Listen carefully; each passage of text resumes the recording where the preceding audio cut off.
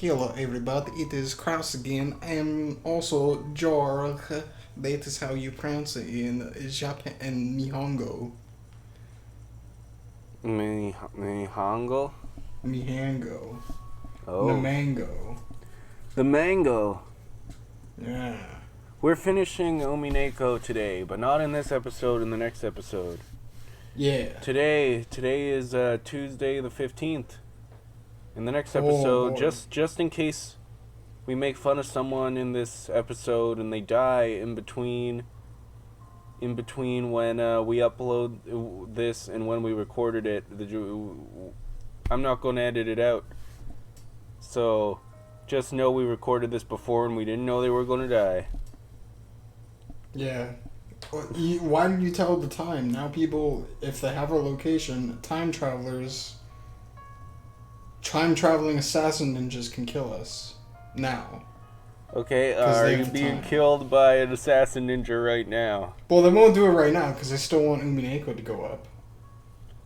Well, Because they're actually no, fans. but okay, then, but they'd have to do it now. So if they aren't doing it now, then it doesn't matter. No, they're just they're just in this time frame now. And they're gonna walk upstairs and kill me next. Well, yeah, no, they won't. What do you mean? I can speak the future. No, you can't. Okay, so Alright.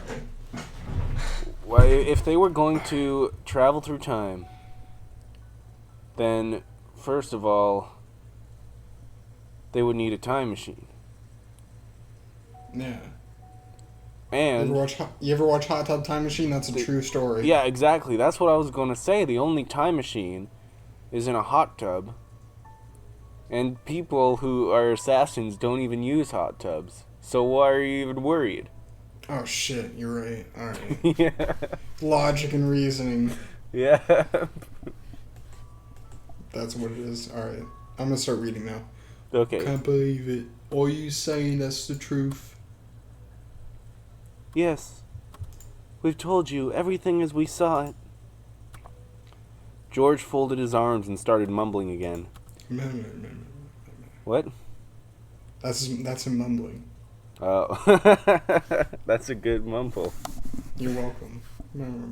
I thought your mumbling would sound like Expelliarmus. That's... No. Mm. No, that would be fumbling.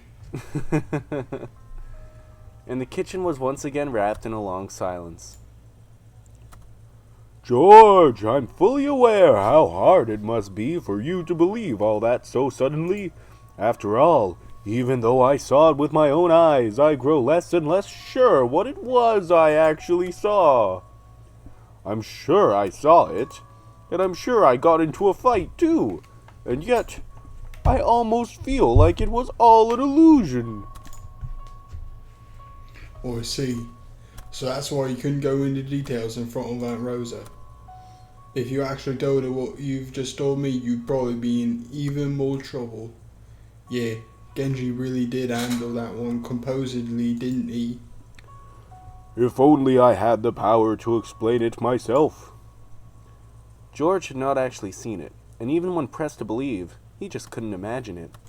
It was only natural. Oh, why? What is the significance of this phrase? Because even the people who had actually seen it had given up asking themselves what it was.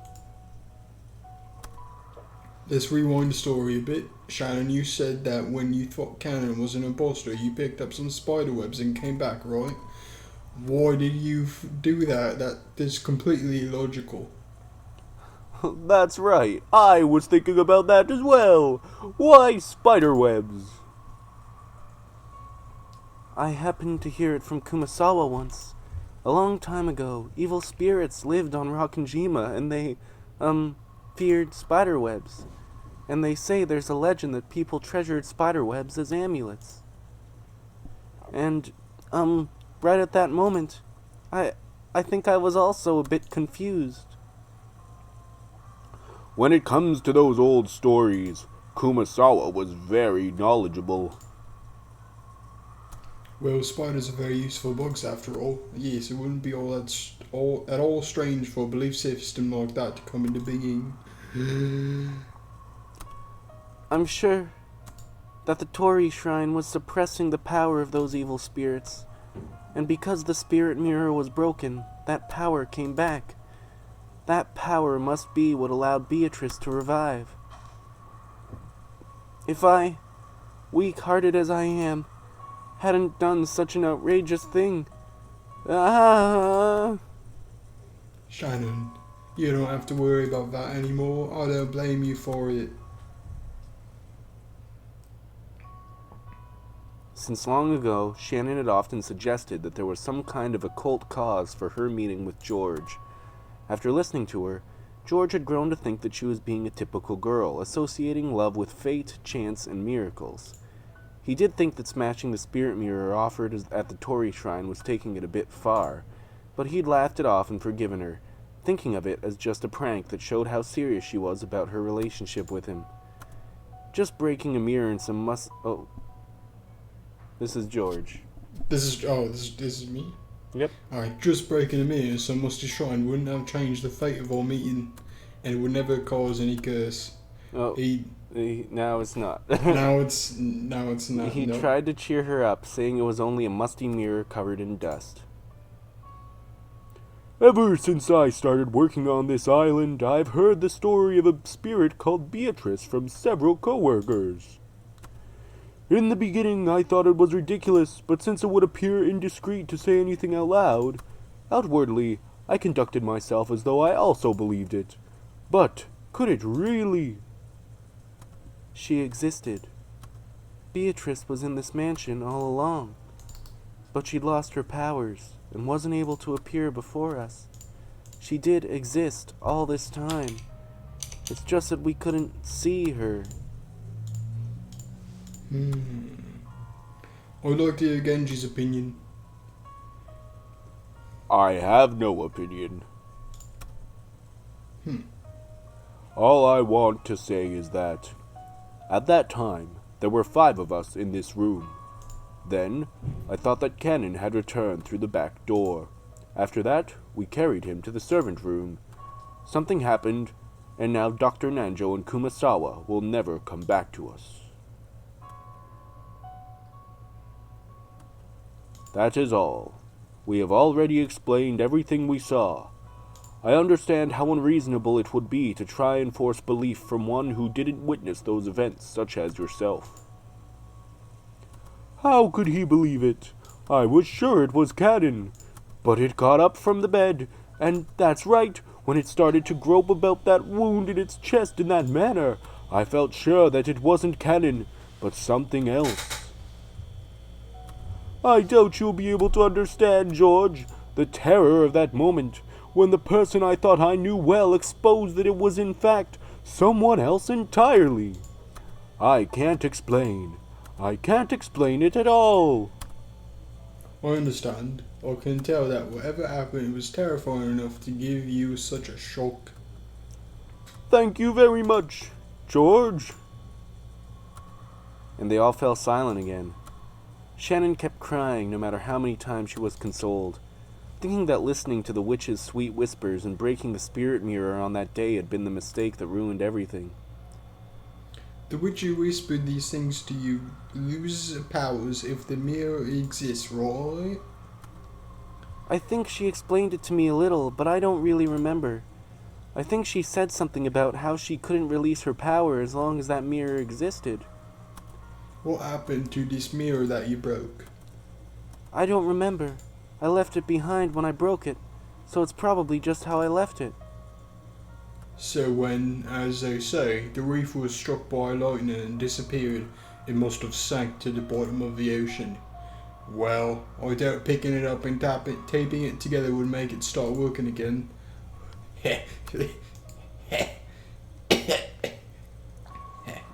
What have I done? Sorry, I shouldn't have said that. He didn't know if Shannon breaking the mirror really had started all this off. Though the servants didn't blame Shannon, they all seemed to believe that her actions had been the root cause. But even now, George wasn't able to go that far. All this talk about witches and evil spirits just sounded fake to him, even though he was trying to be open-minded. Even so, he listened seriously to Shannon's story, trying to find a hint that might relieve at least a little of the pain in her heart.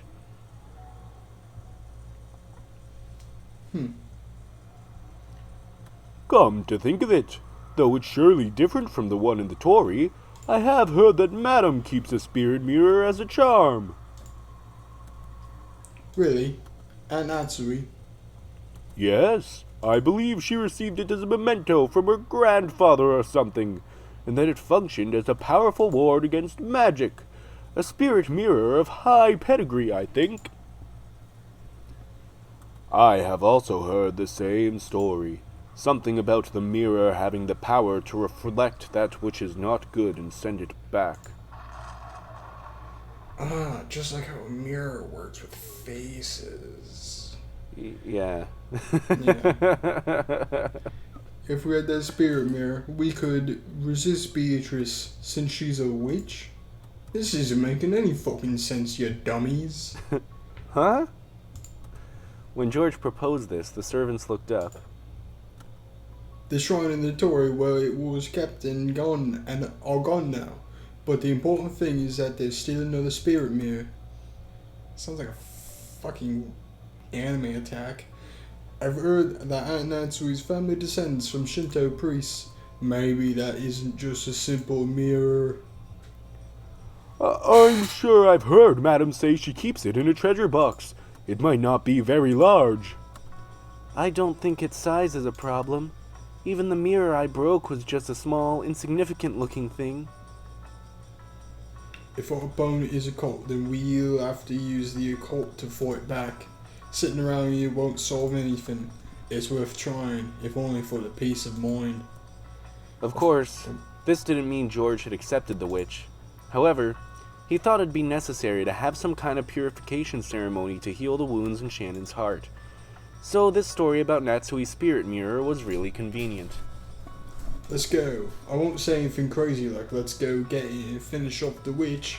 However, I think it'd be useful to have some sort of charm that can protect us from her. Murray had told me about it earlier, but the door to grandfather's room is supposed to be able to repel magic, right? That's our grandfather for you. It means he was pretty good on defense when it comes to the occult. Let's go to Aunt Natsui's room. Dun, dun, dun, dun, dun. But I think Madam's room is locked. We returned the master keys to Rosa, and even the key box in the servant room is now locked away. In that case, Aunt Natsui should have a key on her person. Aunt Natsui's corpse should still be in the chapel. We probably shouldn't be disturbing it before police come, but we can give a full explanation later. However, the entrance to the chapel is also locked.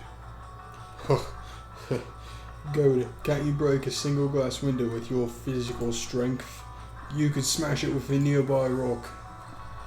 Would it, really be okay to break the window of that important chapel? When grandfather gets mad at us, I'll take responsibility. From the beginning, I've been ready to fight the whole Ushirimiya family today. I've got to get them to accept my engagement to you. So, I've been prepared from the start. Let's break the glass. Then let's borrow the key from Aunt Natsui's corpse. George's announcement that he'd take responsibility seemed to have given the servants a great deal of courage. Shannon and Goda looked at each other, then looked at George's face again. Grandfather knows everything about the occult. I'm sure he'll understand if it's the power of Aunt Natsui's spirit mirror we're talking about. Don't worry, he won't get mad at you. He'll get mad at me, and maybe kill me. I wonder Maybe. if Madam's mirror will really be able to seal Beatrice once again. I don't know, but I think it's worth trying. So let's go. It's getting darker and darker outside. Quickly. Shannon, get a flashlight. Go to find something that looks like it can break the glass. Sorry, Genji, but can you be on umbrella duty? Well, yes, sir. Yes, sir. Yes, sir. Yes, sir. The servants, who had been rejected by Rosa, gained a new master and started to move. George, who was normally calm and gentle, was now radiating dignity. Shannon checked the emergency flashlight. just in case she changed the batteries. Goto was testing several heavy-looking cooking tools. Normally, a highly praised chef like him wouldn't want to use them for something other than their intended purpose. But now he was frantic to fulfill the orders of the one he accepted as his master. After some worrying, he took a large, thick-feeling frying pan. Genji removed several umbrellas from the umbrella stand set in the corner near the kitchen door. He took 3 of them. Genji. I cannot go with you. It would be embarrassing for me, as the head servant of the Ushiromiya family, if we were all gone when an order is given. But Genji, even you must understand how dangerous it is to be alone in this mansion now. I cannot go. I must remain here, so that the master can call for me at any time. Genji. Go and obey George. Be careful not to make any blunders. Goda, I am counting on you to set an example. Yes, leave it to me. I will surely fulfill my duty. Yeah. It was Shannon, but whatever. Oh, I said it in Shannon's voice. Oh, okay. Sure. You sure about this, right, Genji? Yes. I am already at this age.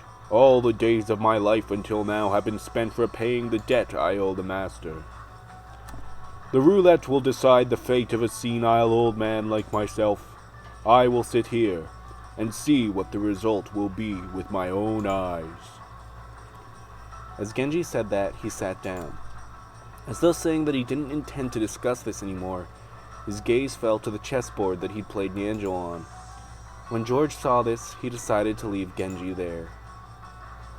Let's go, everyone. It looks like the wind has died down for a bit now. When George... Huh? I think I confused myself. I just read it, and I think I've been reading everything wrong. What do you mean? I don't know. I just feel like I got the actual specific words wrong or some shit, or the sentence structure. But anyways, doesn't matter. When George took an umbrella and chased down the hallway... I'm the one who's messing the words up. When George took an umbrella and dashed down the hallway, Shannon and Goda chased after him, each holding a tool. A tool? And that tool was George. That tool was each other. After they flew out of the room, Genji quietly stretched his hand out to the side of the chessboard. He softly pulled something there towards himself, covering it with his palm. Genji killed his breathing even more than before. As he did, something flashed gold.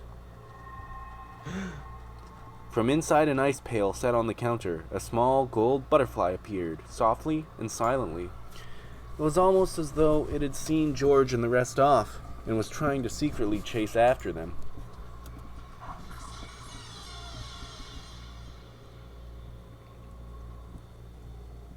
It happened in an instant. The elegant gold butterfly, flapping its wings, was pinned against the wall by the knife Genji threw, just like a butterfly in a bug collection. After the gold butterfly beat its wings several times, looking like it was in pain, it accepted the fact that it couldn't break free, became fine gold powder and smoke, and disappeared as though it had melted into water. Genji's real good with his knives. He is really good. I thought that he might have been leave so I can commit more murders, but now it's different. Maybe.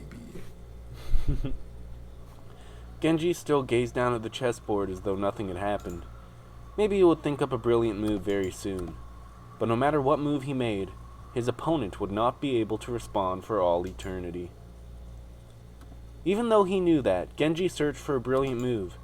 It must have been the perfect way to kill time, during the short period before some fate would be given to him. He didn't know what result the roulette would bring about, but that decision would be made very soon. No one could interfere with a tumbling roulette ball. I mean, you can just pick it up and throw it away. There you go. it can be really hard to pick it up, especially when the roulette wheel's spinning and the ball's spinning. That can be hard to do. You just set it on fire. The door to the parlor was not only locked, but blocked with a barricade made of sofas and the like.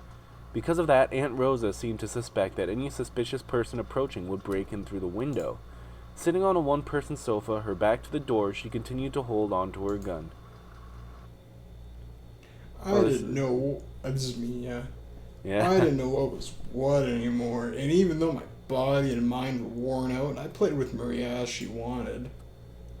Maria had said it. Beatrice was testing us to see if we could solve the epitaph of the gold, so we had to try and figure out this riddle. In the beginning, I was a little interested and tried to solve it, but I didn't even have a clue where to start in this weird text. I didn't doubt that there was some riddle hidden there, but I seriously doubted I'd be able to suddenly leap to an answer. Like a frog. Croak. In the middle part of the epitaph, there were the lines going from the 1st to the 10th twilight, telling us to journey to the Golden Land. On the 1st twilight, offer the 6 chosen by the key as sacrifices. On the 2nd twilight, those who are immunity shall tear apart the 2 who are close. It was obvious that this hinted at the first 6 murders that had already occurred in the chapel, and Jessica and Kennigan's murders. If this was being followed, we still had to be prepared for 5 more people to be killed. On the 4th twilight, gouge the head and kill. On the 5th twilight, gouge the chest and kill. On the 6th twilight, gouge the stomach and kill. On the 7th twilight, gouge the knee and kill. On the 8th twilight, gouge the leg and kill. Dr. Nanjo and Kumasawa's corpses still haven't been found. However, if this follows the pattern, their sacrifices for the 4th and 5th twilights, they'll surely be found in a pitiful state, with their head and chest gouged. So we could expect that 3 more of us would be gouged in the stomach, knee, and leg and killed? Who will it be? I looked around the room, noticing that there were 3 people here, but, how should I put it, my motions seemed paralyzed. Strangely, I didn't feel frightened. As I leaned against the sofa with the top part of my body, gazing up at the ceiling, Maria noticed. Apparently, she felt I was slacking off in my riddle solving. She got mad at me for not taking this seriously enough. Hey, Maria. Ooh. What was it again that Beatrice said she'd do if we solved this? I'm sure the witch wrote in her letter that she'd give up on collecting interest or something abstract like that. I optimistically took that to mean she'd give up on killing the whole family. But was it really written with that meaning? For some reason, I couldn't convince myself that solving the riddle would really save me. I feel like maybe, even if we do solve it, we'll just be doing what the culprit wants, and it'll all be a wasted effort. No, that's not true. If you solve the epitaph, Beato's ceremony will end. So after that, no more people will die. Really? Really? Is that true? Is that rule just something she made up? Whoever solves this riddle will probably learn the locations of Grandfather's hidden gold. Then she'll definitely go after it and... She will go after it. Witches don't need money, idiot. How can you be so sure? The gold has been Beatrice's from the beginning. She wouldn't go after something that's hers. Then why is Beatrice giving us all these big hints? Not just that, why'd she even set up this game-like thing? Risk is essential for magic. Risk? I don't really know what you mean. For example, in a marathon, do you think a medal anyone can get by running the whole thing is worth the same as a medal only given to the person who gets first? No, I don't. So what does this mean? In the end, she's just playing with us, purposefully giving us a chance? Wrong, you fucking idiot. That's how magic works. Don't you fucking know how magic works, you dumbass? No matter how great a work of magic is, it'll always have risks and weak points. Just like an investment. You know, magic is kind of like business. No, it must have them. Stocks. Stonks. I don't get this stuff you call magic, but if I think about it as a gamble, I can understand a little. If you aren't prepared to lose big, then you can't win big. And the slimmer the chances of winning, the bigger the payoff. So, like, that's right. And Beato really did explain the risk of the ceremony to everyone. So if this riddle is solved, the ceremony will be suspended. After all, if she breaks her promises, it wouldn't be any risk. If we solve this, will she really keep her promise? Why are flowers beautiful even though they wither? Why is it that an artificial flower is beautiful no matter how elaborate it is, even when you can't tell the difference by looking? Humans can bring about miracles by gambling on their deaths. What the fuck? If an undying human existed, they'd have no way of bringing about a miracle. That goes for us, life, the witch, and the ceremony too. If we don't bear a risk, we can't succeed in anything. What do we do if we solve the riddle? Should we raise a hand and cry, "I got it," tell the witch our answer and see what she says? Ooh, I don't know about that. She probably just knows. But if we solve the ceremony, the ceremony will surely. Yeah, exactly. Wait, no, stop it, temptress. The ceremony will surely end automatically. ... You sure know a lot, Maria. Did you learn all of that from magic school or something for wizarding boys and girls? Harry Potter or some shit? I don't fucking know. Beatrice, maybe? Ooh. Fucking Harry Potter girls, dude. They fucking exist. You can't even tell me they don't. Yeah, they do. Yeah. So if you don't bear risk, nothing can be gained. Is that it? That definitely is the way of the world. But it's sort of in conflict with the chessboard thinking I like so much. At least when making moves in chess, players grope for the best move, always trying to avoid risk and hoping for an advantageous turn of events. They don't trust a chance like in gambling. That's right, there's no room for gambling in an intellectual game. And yet this person called Beatrice has created such an outrageous crime. Or maybe a ceremony? While purposefully imposing conditions for her own loss and announcing them to us. In chess, you always play your best move, so by putting yourself in your opponent's position, you can predict their next move. What the fuck? However, we can't be sure that Beatrice's moves are always the best moves possible. I thought she was probably making us focus on the epitaph to fool us in some way, speaking in riddles. But according to Maria, that alone was impossible. She said this was a genuine risk that the witch had taken, and therefore proof that this was a formal ceremony for magic.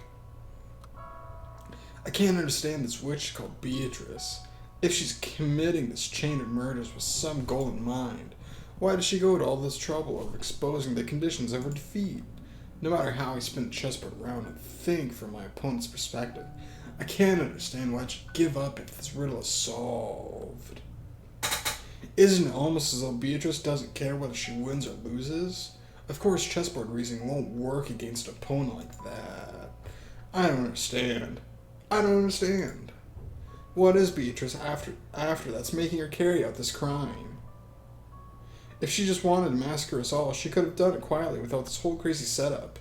There was no need for that kind-hearted advance notice, all of this self-aware closed room stuff, or any of the rest. It's all overacting. I've got no clue what it means. Will I be unable to understand everything as long as I keep thinking of Beatrice as a greedy human culprit? If I don't accept her as a witch with my chessboard thinking, will my chessboard thinking be stuck before I've even lined up the pieces? Also, I think that it's Maria writing all of this. Is Maria writing all of this? This is Maria's episode. Maria wrote all of this. Well, who wrote the first one in Maria's name then? I don't know that yet. But I know the first one is Maria's. Now. I do. I'm pretty sure. Maybe it was Battler who wrote the first one. I don't fucking know. If she really is a witch and everything Maria said is true, then there's only one thing for us to do. The theory building in Discord and searching for the culprit has all been pointless. We should have all gathered in the dining hall, combining our knowledge to solve the riddle. By combining the knowledge of that many people, we might have been able to grasp at least a thread of an answer. The greedy humans, each desiring to gain something over their opponents, were getting offered up as sacrifices one by one without gathering their knowledge together. In the end, did the humans get what they deserved? They thought that they were using their brains, but they were actually thinking only of their greedy selves. In the end, chessboard theory is a thinking technique where you project yourself on your opponent, so greedy people see their greedy selves inside their opponents. I looked lazily at Aunt Rosa with my lazy eye. She was probably tired from being under all this tension the whole time. She couldn't sleep, but she kept staring vaguely at some point off in space. Aunt Rosa announced that we couldn't trust anyone who hadn't been killed. Aunt Rosa's chessboard thinking saw herself inside her opponent. In other words, maybe Aunt Rosa was an isolated woman, unable to trust anyone and unable to let her guard down. Long ago, I think I heard a bit about it from my dad. Aunt Rosa was originally a very obedient child, but her age was too far separated from the other siblings, and they often made conflicting demands of her during their confrontations. Thanks to this, she'd undergone a lot of psychologically harsh experiences in her youth. Often, when she copied one of her siblings, another sibling would give her a hard time. True, Aunt Rosa said many things today that could be taken as abusive, but that means those words were once showered upon her, which is why they were engraved in her vocabulary. The many abusive words that she'd spoken were also words that she'd been showered with the past. Oh, you fucking idiot. Ah. That's what it sounds like. Yeah. Now that I think about it, I've had the feeling that her style of speech sometimes has traces of Uncle Kraus or Ava in it. I'd understand it as them being similar because they were siblings, but maybe it wasn't just that. Oh my god, the psychology is so deep. For the first time, I truly sympathized with Aunt Rosa, whom I'd always assumed was just quiet and gentle. Then what about Maria? Maria's been making a certain claim for a while now. If we can solve the riddle the witch displayed to us, the ceremony will be halted and will definitely be saved. And I think she also said that Beatrice would never break a promise. But this is Maria we're talking about. She herself never breaks promises, and she has the most innocent heart ever. So she believes Beatrice also won't break her promises. She's able to believe that. But isn't that just an image of Beatrice in Maria's mind? There's no proof that the real Beatrice always keeps her promises, right? I keep my promises. If you solve the riddle of the epitaph, you should be able to reach the Golden Land. When you do, the ceremony will end. No more people will die. Wait a second, but she didn't say any of that in red, except for the first part. Well, yeah, but that was the promise that she made. And she said that she keeps her promises in red. Alright, sure. Alright. So, you're saying a complete monster like you follows the rules? I won't deny that I am brutal and unjust and a monster. However, I am a witch. I use magic. In order to use magic, there are some rules that must be followed. Because I am a witch, I cannot neglect those. You should believe at least that much. So even after all that crazy stuff you've done, you're still telling me you believe at least in the rules? I do play tricks. Of course, I also deceive people. I'm no different from humans in that regard. But not once have I disregarded a promise I've spoken. What about humans? Do you always keep your promises? Yeah, all the time. All the time. Since we have catchphrases like keep your promises, it's hard to imagine that we always follow them properly. From my perspective, humans are the truly selfish monsters. There's nothing as dubious as a human's promise. Even I sometimes make contracts with humans, but you wouldn't imagine how strict an agreement must be made just to grant a single foolish wish. If there's even a small loophole, they'll immediately say something like, increase the number of wishes to 100, or go turn yourself into a bean. There's this thing Dad always says. He says there's nothing as scary as contracts. Ha. Yeah, that's pretty true. According to him, it's only natural that people who sign without reading them thoroughly will get chewed to the bone. Yeah, that's real. Fucking read your contracts, dude. He's made a killing through vice. Imagine it. When people are born, they know nothing of fraud. They get it from somewhere, and so they learn it. Hey, don't make that argument here. You will get utterly destroyed. Why? Because it's pretty much inborn. It's pretty much innate. Innate, almost. Yeah. It's just taking up a higher level of extraction of violence. Essentially.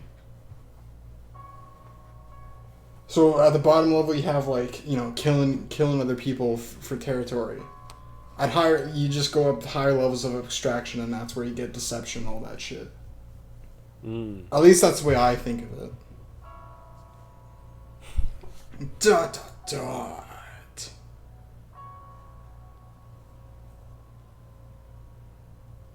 Is this still Beatrice? Yeah, this is Beatrice. Oh, okay. Yes, the crimes of the human world, where people must press up against each other. Let me see, I've heard that from a witch somewhere. Oh well, I'm not as heartless as you think, you see? Liar! You killed so many people, and you did it in such horrible ways too. How could you not be heartless? You say you keep your promises? Don't say stuff like that. I won't accept you. Ever. I believe my only way to resist you is never giving up on that. I see. So you're saying this eternal torture will be the same for me? Perhaps. 1,000 years is a long time. Maybe a witch's true strength is decided not by their magical power, but by the strength of their endurance. Yes, I can accept how terrifying Lady Byrne is. Yeah, and you're probably like asthmatic or some shit, so you're gonna run out of steam pretty soon. Damn you, babbling on and on about this incomprehensible stuff. Let's quickly get back to this eternal torture. I'm prepared to stick around for 1,000 years, or even 10,000 years. You know, maybe I'll walk 1,000 miles. Maybe I'll walk 500 more. 100 more. To be the man who walked 1,000 miles to fall down at your door. Cackle, cackle. Good. It looks like you've regained some of your will to fight. It would be boring otherwise. Come now, don't you often see it in competitive games? Sometimes one player intrudes on their opponent's territory, but the opponent is so weak that it's a bit of an anticlimax, so the first player loses on purpose to extend the game until the last round, during which they get serious and shower their opponent with blows, right? I don't get what that means, you fucking weirdo. Who the fuck plays games? It's the same as wine. If you don't let it age well, it won't sparkle. You're the same as that. You gotta add carbon to it, you fucking retard. Well, wine isn't carbonated. Carbonated wine, you fucking retard. Sparkling wine, you ever heard of that? I don't think I'd like that. Well, Beatrice is wrong. I'm right. That means Beatrice doesn't exist anymore. You're the same as that wine. I'll carefully make you age. I'll raise you to be the best alcohol to adorn my elegant time. So don't give up after only this much. Keep on denying me. After all, as long as you don't accept me, I'm nothing more than a fleeting illusion. That goes on a long time. It does. Goddamn. Jesus Christ. Whoa! Broken glass. Inside the chapel. Whoa. It's daytime now. No, it isn't. But it looks like it's daytime. Okay. Okay. Alright, fine. Alright. No matter how many times I say it, it's awful. I truly sympathize. Shannon, please get the key. Even though she is dead, Madam is a lady. I cannot touch her. Of course. Shannon nodded sharply, her expression filled with a sense of duty. George, Goda, and Shannon had broken a suitable window and were inside the chapel. Since they really hadn't wanted to break one, they'd searched for another way in just in case. But in the end, after proving once again that there was nowhere they could slip in through, it only became more obvious that this chapel was a mysterious closed room. Inside the chapel, time had stopped ever since the last time they'd left it. Even George wasn't able to approach that gruesome Halloween party again. It was only natural. What the fuck? It reminded him again of the sadness of losing both parents at once. And Goda, thinking of the possibility that those corpses might have changed in some horrible way now that half a day had passed, didn't want to let George get near them. Shannon followed Goda's instructions and approached the party table. Normally, Shannon might have resented having another dirty job forced on her, but now she could truly understand Goda's mental state. Even though Goda had prodigious skill, he'd gotten dragged into trouble, losing his job and ending up left out in the streets before Natsui gave him a new life. Though it had been just a casual employment decision for Natsui, Goda must have thought it a turning point in his fate. Those around Goda could see that he felt a special kind of loyalty to Natsui, so he probably didn't want to lose that feeling, even after her death.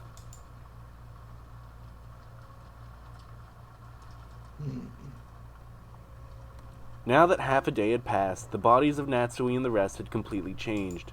Small bugs sniffing out the smell of death had started to gather. It really wasn't something you'd want to look at directly. Wait, but how'd those bugs get in? Oh, secret doors! How'd the bugs get in? I don't know. There's little cracks. That bugs. Maybe the bugs were already in there. Nope. Secret door. Secret entrances. Madam, excuse me. Because of her long experience as a servant, Shannon had an idea of which pocket Natsui kept the key to her room in. It would probably be this pocket. Her guess didn't fail her. Just by touching the outside of the pocket, she was immediately able to feel it. It's here. The key to Madam's room. Shannon held the key up high, showing the others that it had been found. As George and Goda watched her, their eyes opened wide. That wasn't the expression Shannon was expecting, so it startled her. What the fuck? After all, Shannon hadn't noticed. George and Goda, watching from afar, noticed it first. When Shannon had held the key up high, a blizzard of gold leaf had seeped up from around the table. They were countless gold butterflies, and we don't have Genji here to throw his knives at them. Shit! It was the first time George had seen them, so it might have looked like some kind of illusion, but Goda already knew. He knew that those gold butterflies were far from beautiful, and that they would bring about some kind of misfortune. And that gold swelled, trying to suck Shannon in. Shannon! Run! Huh? Kya! Shannon also realized that gold butterflies were trying to swallow her up. She ran unsteadily, her expression still shocked. As she did, the gold butterflies danced around her all at once. They grouped together. They tried to swallow her up. Shannon! Damn it. What is this? Are these the gold butterflies you guys were talking about? Outside, quickly! You bastards! Damn it! Damn it! George and Goda rushed up to Shannon, driving off the cloud of butterflies. And while the butterflies were scattered, they ran towards the broken window. There's an exclamation mark, sorry. And while the butterflies were scattered, they ran towards the broken window. However, they needed a good footing to get out the window, which was surrounded by shards of broken glass. When they'd entered, there had been enough time to prepare for that, but now there was none. Let's go through the door. There's no time to look for a footing. It won't open. It's stuck. Give it me. Damn this piece of crap. Fucking hell, mate. George, quickly! Or is this Goda? Goda, yeah. Yeah, George, quickly! Damn it, don't take me lightly! Whoa! Goda took off his jacket, swinging it around and scattering the group of butterflies. But saying he was outnumbered would be a real understatement. It was doubtful that it even bought them a short amount of time. George struggled with the broken handle.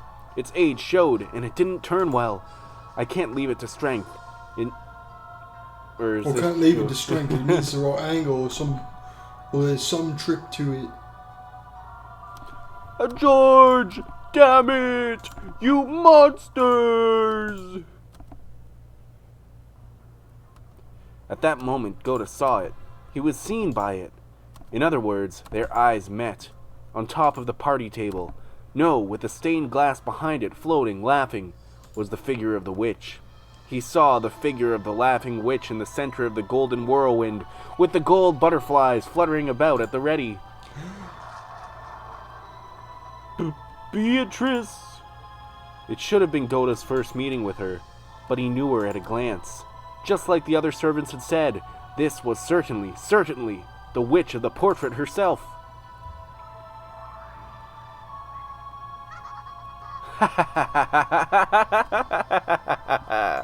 It's almost time for dinner, is it not? I am the host of this mansion now, so I must give you a warm reception before your wonderful dinner. And look, we even have 3 people fit to order. My, how truly convenient. Whoa! Bam! Shotgun is open. This song's awesome. Goda, quickly. Beatrice. Oh. Ooh. Are you sure it's a good idea to just stand there? If you think this place will make a fitting cemetery for yourselves, then be my guests. I must praise your spirit for wanting to stay by your former master's sides and serve them even after death. The golden whirlwind that wrapped around the witch burst. It was like an evil hand had literally spread its fingers and was trying to attack them. The cloud of gold butterflies attacked with a fluttering sound. Like a paper bag fluttering in the wind, or like a garbage bag window. Hurry, we can't stay.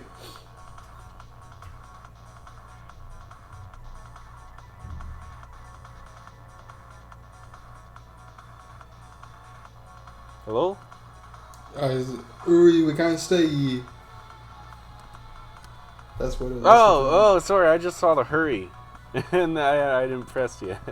Oh. Okay. George's voice brought Shannon and Goda back to their senses.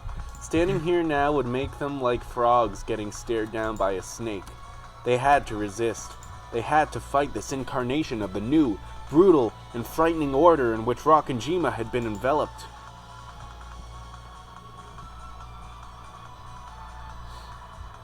There was no time to take out their umbrellas. The 3 of them dashed out into the pouring rain. The 3 of them never realized because they didn't turn around, but the gold butterflies apparently couldn't handle the rain too well, and this hampered their ability to chase after the humans. What the fuck? God damn humans. Rain and butterflies. The 3 people ran from their golden pursuers and flew into the mansion. Ha ha ha ha ha ha! How nice, how nice. It wouldn't be as fun any other way. What if those gold butterflies were actually paper? They unlocked the door and dashed into the room. A bit of dissent from Natsui's favorite gentle incense remained in there. However, there was no time to let that calm them now. Where is it? You said it was in the treasure box, right? It's just a story I heard. I never heard exactly where it was. I think it'll probably be in her dresser or next to her bed. Shannon's womanly sensibilities led her to conclude that. But next to the bed, there was only an incense burner, a half-read novel, and glasses. However, the dresser was elegant and had many drawers, and it would be understandable if she'd kept some of her valuables there. And that's sorry. He began to violently open each one of the drawers. He had to hurry. He couldn't actually hear footsteps, but he had the feeling that the witch was approaching. He had the feeling that her laugh was approaching. He emptied the drawers one by one and examined their contents. Every small box for makeup looked like a treasure box, and the amount of effort it would take to inspect all of them made him feel a little dizzy. Maybe it's this box. It's locked and I can't open it. At a glance, it looked slightly larger than a music box. When shaken, it rustled as though various small objects were inside, but it was locked and didn't open. Normally, you'd hide the key somewhere nearby, though some people would always carry it on their person. I don't know. There's no choice, break it. But we can't do it with force, right? We might break the mirror inside. Could there be a tool to pry it open? Damn it. Goda looked all over the room, trying to see if there was some tool that they could use, and he noticed the door, which had been left open ever since they'd entered. He approached the door to close it and saw the abominable shadows of people approaching from beyond the darkness in the hall. No, it wasn't shadows of people, because they weren't human at all. Demons! George! Hurry! Goda's voice trailed off. It was the shock of seeing a procession of those not of this world. He was a servant, so he knew all the servants working for the Ushiromiya family, but he didn't know about these. However, they were definitely servants, and not servants working for Ushiromiya Kinzo or Ushiromiya Kraus. What the fuck? These new servants, who worked for the new master of the mansion, the Golden Witch Beatrice, had goat heads and bright red boiled eyes of lava.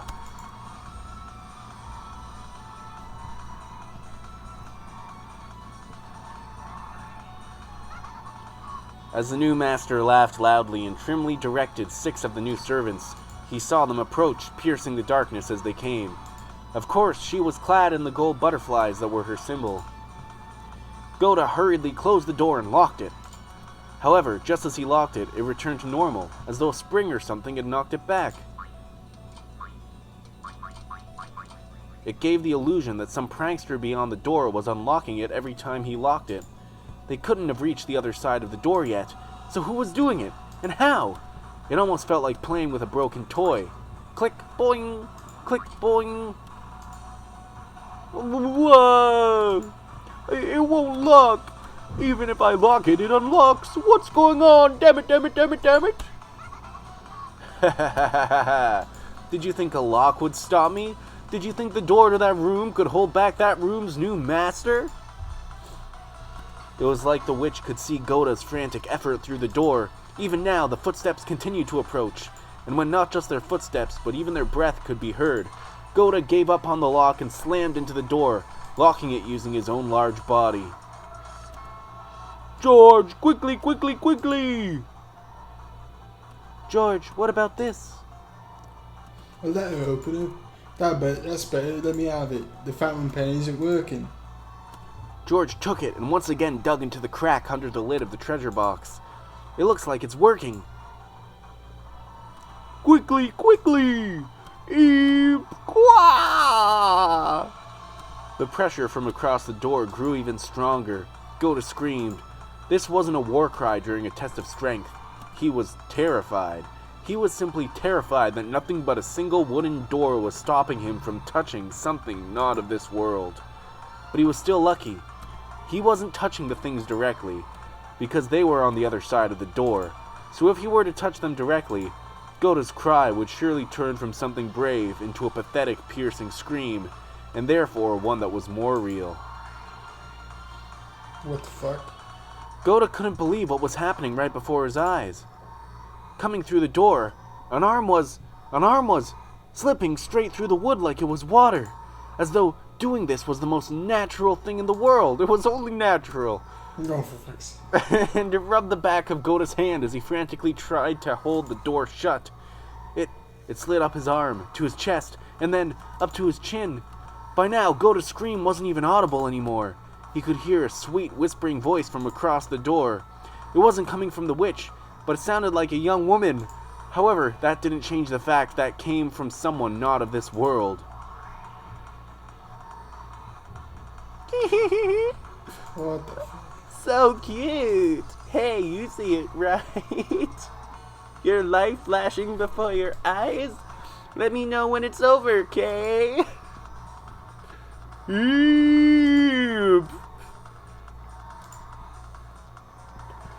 Thanks. It's over already, isn't it? Oh my god. Cowbells. The secret is cowbells. Cowbells. Yeah, that's it. That loose arm burst. Then they heard the sound of something jumping around the room at an incredible speed. They didn't know what it was. Incredibly fast, small, like steel, or maybe a beetle. When it buried itself right in the center of Goda's chest and stopped, they realized for the first time that its true form was something like a stake with a strange design on it. Goda's large body shook, bent backwards, and fell over. As it did, the door opened softly, even though no one was pushing it, welcoming in the new master of this room. It looked almost as though the door itself had accepted her.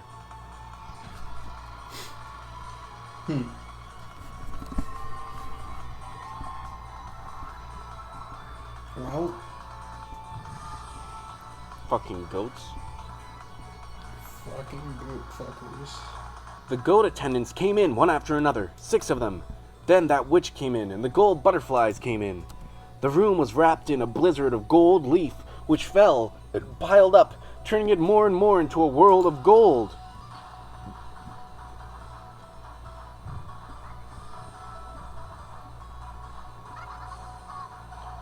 Shannon, the roulette has chosen you and George. Thank me for your day of release. Do you have any regrets? You don't, do you? Receiving an engagement ring from the man you fell for and then being killed before spending your first night together. That hardly counts as a regret at all, right? You wanted him to hold you, didn't you? You wanted him to teach you a woman's joy, right? Yeah. Ah, no, Shannon, you're dribbling, see? Your regret is dripping down from your mouth. I can see it dribbling down from your mouth, Shannon. Yeah. Crack. It was the sound of the lid to the treasure box breaking open.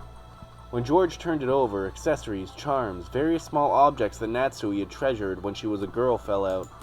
Mixed in with that was a pouch that stood out from the rest. He picked it up and was immediately sure. This was it. I found it. This is it. I don't know how, but I found it. It's right here. This is it. So close and yet so far. Die! Damn it. All at once, the gold butterflies attacked George, who was hurriedly trying to remove the contents of the pouch. It's not a mirror, it's a blow dryer. A blow dryer. Blow dryer. At that time, a bright red flash seemed to light up the room for an instant. That red flash seemed to cut a hole in the cloud of gold butterflies raging around the room, drawing a circle with Shannon at the center. So the resulting scene looked truly divine, almost as though a single streak of light had cut through the clouds in this world of gold. George, who was curled in a ball, trying to protect himself from the group of butterflies, didn't have a clue what was going on. Then he noticed that Shannon was standing guard in front of him, shielding him, as she glared at the witch and the rest with a serious face she'd never shown him before. I'd forgotten. You're another sample of Kinzo's outstanding furniture, and you've matured much more than Cannon. How could you do that to Cannon? I don't mean killing him. How could you erase his remains, and even try to disgrace his honor? Come now, Shannon, is that why you're mad? If you're lonely because Shannon hasn't been around, just let me know and I'll let you see him whenever you like. It's me, Cannon. Hey, what's going on? Oh, there he is. When the witch snapped her fingers, one of the 6 goat attendants glittered gold and changed into Cannon. It was definitely a sight to make one dope their eyes. It was definitely Cannon's face. However, in those eyes, the glint of Cannon's integrity was nowhere to be seen, except for right there. Yeah, right? Oh, now I see it. Yep. Yeah. Oh no. There we go. Oh no. There Oh, we go. no. There we go. There we go. There we go. They were the hazy eyes of furniture that only obeyed the orders of the witch.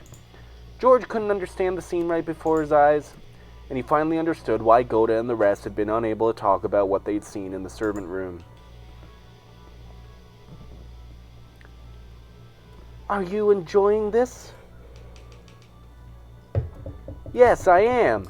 It's always fun to reunite a pair that have been torn apart by death. After all, I get to enjoy tearing them apart by death, reuniting them, and then tearing them apart again. That's fun. Weird. So, Cannon, go and play with your sister. If she knocks you about, let her see you suffer with all the anguish you can manage. Ha ha ha ha ha ha.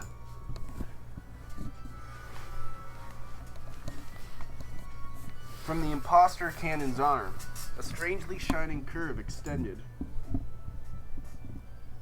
He planned to tear Shannon apart with that. With a single stroke, he would attack Shannon, who still hadn't prepared her heart. And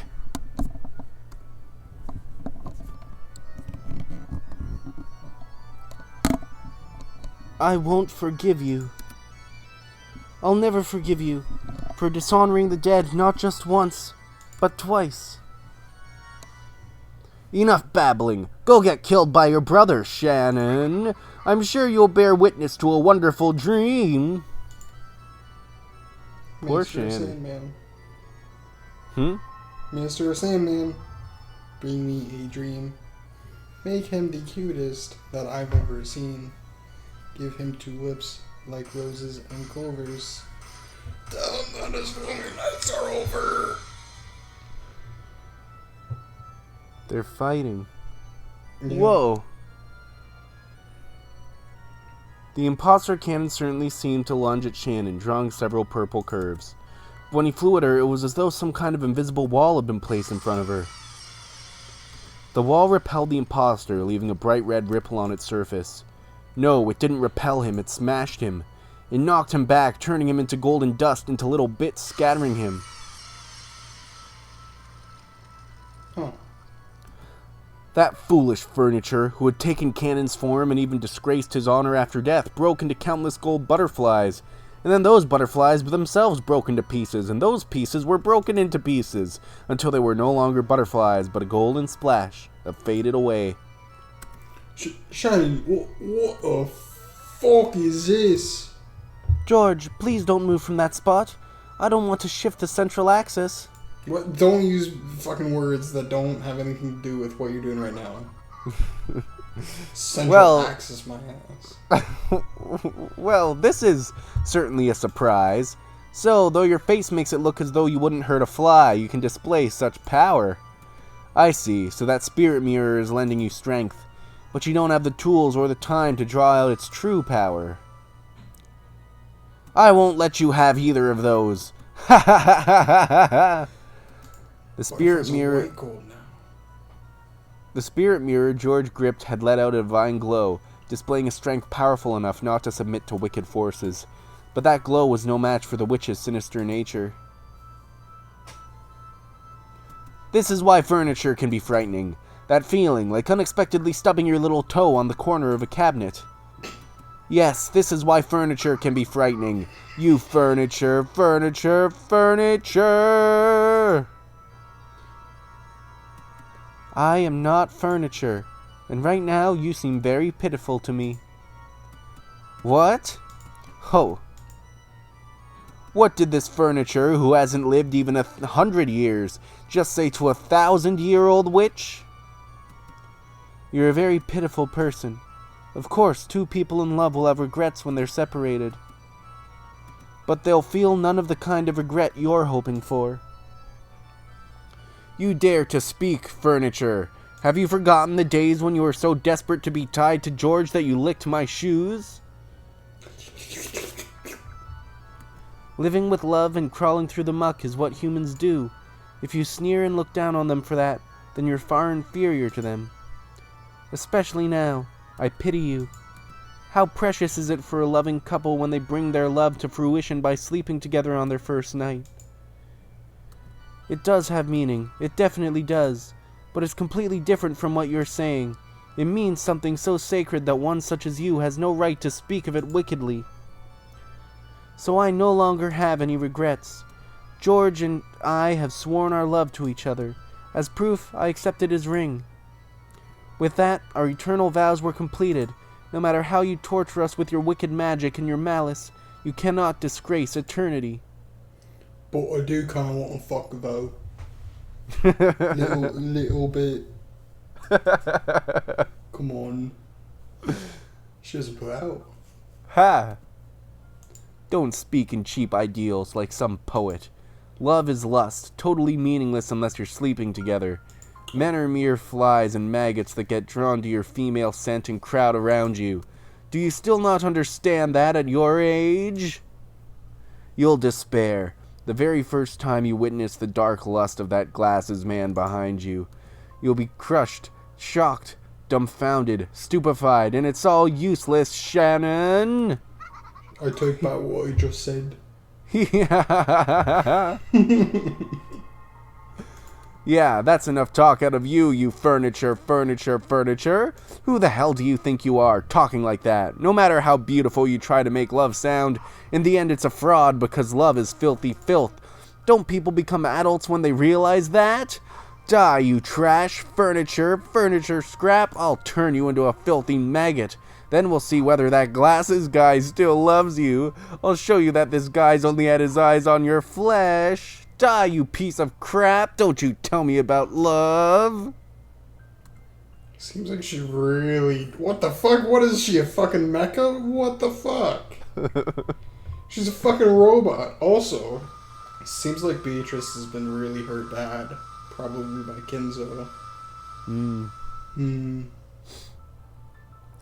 The invisible column of light with Shannon at the center started to have bright red ripples drawn all over it at once. The wall did its best to withstand the unseeable malice that tried to corrode in on them from all directions. What, do you actually think you're resisting? You're insignificant, you're frail, just like your cheap ideals, just a frail pretense. You're just hiding what you don't want to see by covering it with a veil. Do you still not understand? That's why you're furniture, you furniture. See, it's being erased. Crack, crunch, smack, snap, how thin, how shameful. Parmigiano, oh, it disappeared.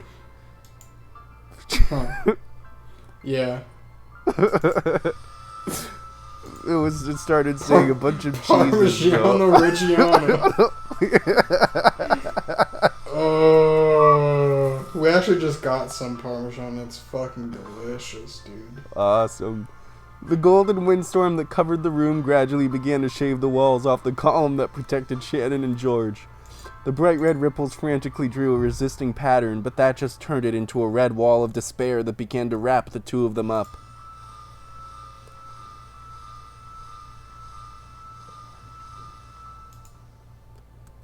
George, I'm sorry. It was too much for me, after all. Yeah, thank you. You fought for my sake. That alone makes me happy. But you still lost, you fucking dumbass. The round wall that had once protected them was assaulted and covered with a curve of bright red ripples as it seemed to scream, and it began to suck the two of them up instead.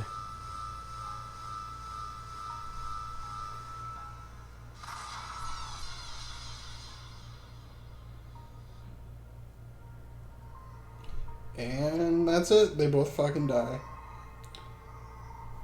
But what if they live? No. Impossible. George, can I ask a favor? Shannon grasped George's hand behind her, so George hugged her shoulders just as strongly. What is it? Want me... In the end, please let me hear you say, I love you. Yeah. Sayo, I will forever.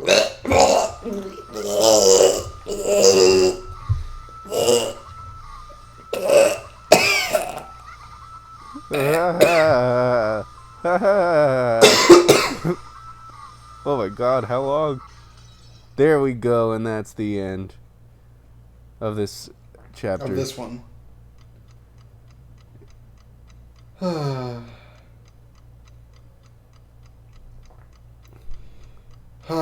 Dude. That's so good.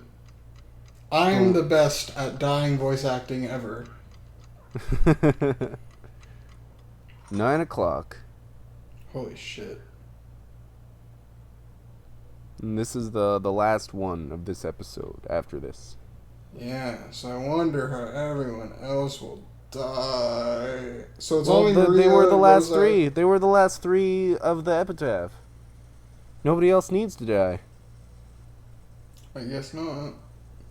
But they do anyways, don't they? Why would they? Let me look at the epitaph. The ceremony's over. Save right there. Exit. Um, Let me look at the epitaph right now. Boom. None shall be left alive. oh yeah, I forgot about that part.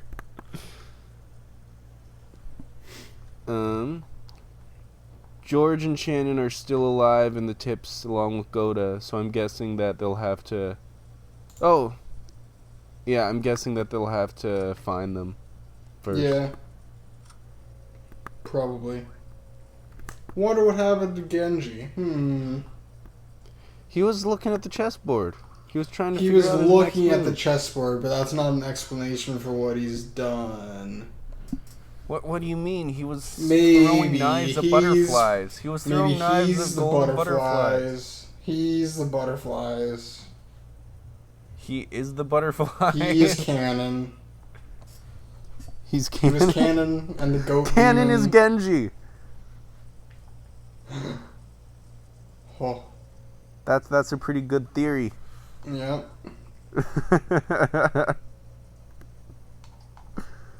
You can't even deny my impeccable reasoning abilities.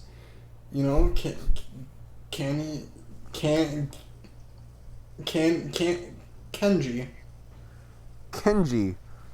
Kenji is Beatrice. No, that's just ridiculous. What, are you fucking retarded?